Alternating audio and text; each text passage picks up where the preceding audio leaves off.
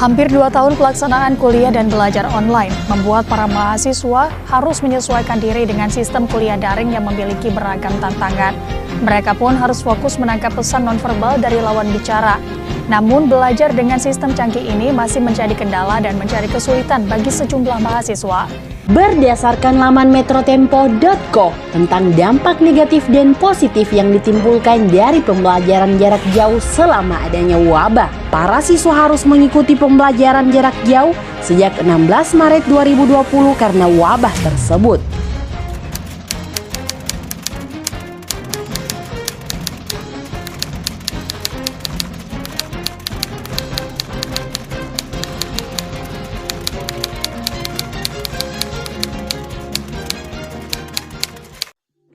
Baik, dengan kakak siapa kalau boleh tahu?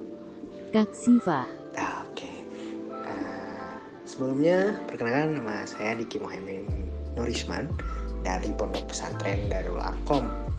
Kebetulan lagi ada, bisa dibilang project lah ya kak, untuk bikin penelitian. Nah kebetulan saya sendiri ngambil tema ingin mengetahui dampak pembelajaran daring di kalangan mahasiswa nih. Dan akhirnya saya menemukan kakak, dan ya mungkin saya akan sedikit ingin mengetahui apa yang kakak rasakan selama pandemi ini hadir gitu ya kak. Nah oke. Mungkin yang pertama dari datang, kan pandemi ini hadir tuh udah cukup lama ya kak, kisaran 1 tahun lah ya. Namun dampaknya emang banget kerasa gitu, sangat kerasa, dimulai dari adanya pembelajaran daring gitu, terus pembatasan sosial dan lain sebagainya gitu. Nah terus mungkin yang saya mau tanyakan, yang kakak rasain nih selama adanya pandemi ini gitu, dampak yang kakak rasain selain dari pembelajaran daring itu ada gitu kan, apa nih kak?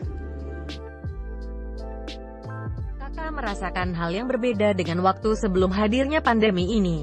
Yang awalnya mereka bisa berinteraksi dengan teman-temannya, bisa menjalin relasi baik dengan guru-gurunya, mengerjakan tugas kelompok di suatu tempat. Hal itu tidak lagi setelah adanya pandemi ini, dan apalagi teruntuk mahasiswa baru, maba. Ditambah mereka harus beradaptasi dengan lingkungan yang berbeda, forum yang berbeda, yaitu dunia perkuliahan. Sejatinya anak maba beberapa yang masih cukup awam tentang dunia perkuliahan, tentunya adaptasi dengan dunia itu cukup menjadi tantangan untuk mereka.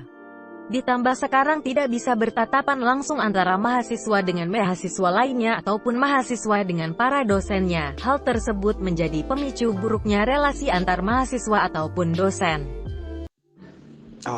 Oke, baik. Berarti kalau gitu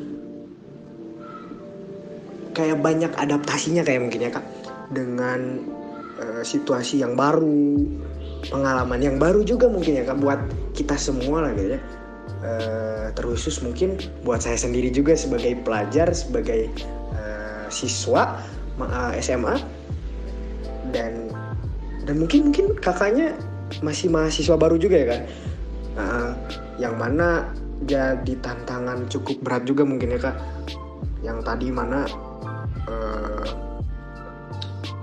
perlu adaptasi yang cukup kuat, dimana kakaknya juga mungkin belum terlalu mengetahui juga dunia perkuliahannya itu seperti apa sih gitu kan. Oke, baik. Nah lalu setelah itu kan ada tuh munculnya pembelajaran daring ya kak,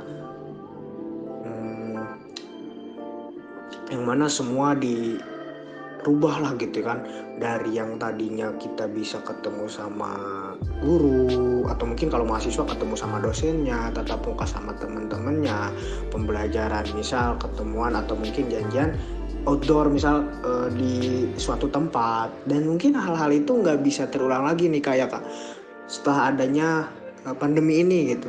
Nah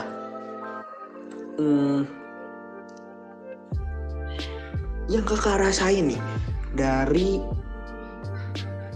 sekarang, dampak dari ini mungkin dari adanya pembelajaran daring nih, kan tadi dampak dari adanya pandemi ini hadir gitu kan. Sekarang mungkin dampak dari adanya pembelajaran daring, pembelakuan pembelajaran daring nih, yang kerasa sama kakak apa aja nih, bagaimana gitu?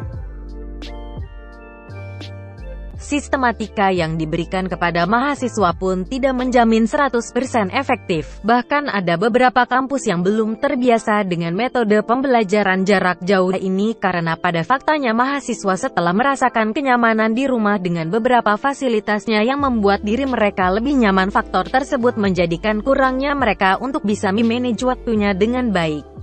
Efektivitas pembelajaran tidak hanya dilihat dari prestasi yang didapat mahasiswa. Keefektifan pembelajaran juga dilihat dari sarana penunjang, minat mahasiswa terhadap proses belajar, dan prosesnya. Metode pembelajaran juga menjadi penunjang berhasil tidaknya tujuan pembelajaran dicapai. Ciri-ciri keefektifan pembelajaran jarak jauh untuk mencapai tujuan instruksional dapat dilihat dari melibatkan mahasiswa secara aktif dalam proses belajar, memberikan pengalaman belajar, dan sarana yang memadai. Terkait dengan kekurangan yang mahasiswa rasakan selama pembelajaran jarak jauh, yaitu meningkatnya pemberian tugas dari dosen, yang mana hal ini membuat mahasiswa kewalahan dan juga berdampak pada pola tidur yang tidak teratur, juga banyaknya gangguan eksternal yang membuat mahasiswa menjadi malas dan lebih menggunakan waktunya dengan rebahan, dan lagi hilangnya konsentrasi yang kuat yang menyebabkan materi yang diberikan sulit untuk dipahami. Selain dari metode ajarnya yang kurang baik, disebabkan juga dari jarang masuknya dosen. Oh ternyata memang ada juga ya dosen kayak yang kurang masuk gitu, kurang sering masuk, sering gak masuk, kayak maaf. Ya pantesan. Oke. Ya mungkin hal-hal tersebut yang memang bisa ngedorong juga faktor ketidakefektifannya dalam sistematis pembelajaran daring ini mungkin ya kan. Oke. Dan mungkin jadi cukup tantangan gitu buat orang-orang yang di pelosok sana kayaknya kan. Iya, kakak juga memiliki banyak teman dari berbagai pelosok. Oh, kakak sendiri punya teman yang memang di pelosok? Iya, dan teman-teman kakak di pelosok sendiri, banyak masalah yang dihadapi mereka semenjak pandemi ini. Ya, bener kak. Ya, saya sendiri pun merasakan seperti itu gitu. Waktu kelas 3 kan waktu itu, saya merasakan hal yang sama gitu. Kebetulan memang keberadaan saya tuh agak pelosok dari kota lah gitu ya. Bisa dibilang memang susah dari sinyal. Dan ketika ada forum pembelajaran, ada forum untuk kita bisa berinteraksi dengan guru-guru, kita bisa berinteraksi dengan teman-teman lewat media Zoom meeting atau mungkin media apapun itu gitu. Nah, hal itu teh menjadi sebuah tantangan lah buat orang-orang yang memang berada di pelosok sana lah gitu ya kak. Kayak kalau semisal tiba-tiba mati lampu aja, kadang kan sinyal suka nggak ada, hilang, udah gitu. Kayak yang saya alami pun, ya saya harus nyari gitu ke beberapa tempat yang memang wilayahnya tuh agak tinggi dari wilayah yang memang biasanya kita tinggalin. Nah dari sana mungkin kayak banyak tantangannya yang memang kita perlu lewati lah gitu ya. Iya, tapi kita sebagai pelajar tidak sepatutnya untuk menyerah dalam menuntut ilmu. Kita harus selalu berjuang, berikhtiar dan berdoa demi terwujudnya mimpi kita. Nah oke. Mungkin dari beberapa yang memang saya tanyakan tadi, dari mulai dampak sejak adanya pandemi ini, dampak dari pembelajaran daring. Intinya mungkin saya banyak terima kasih kepada kakaknya atas wawancara yang memang saya lakukan kepada kakak, atas peluangan waktu yang memang kakak berikan kepada saya khususnya. Terima kasih, banyak terima kasih. Saya merasa terbantu oleh kakaknya, dan mungkin lain kali kita bisa bertemu di lain waktu dengan situasi yang sudah kembali normal mungkin ya kak. Amin. Oke. mungkin cukup sekian yang bisa saya sampaikan. Bisa saya ini ke kakaknya. Terima kasih. Assalamualaikum warahmatullahi wabarakatuh.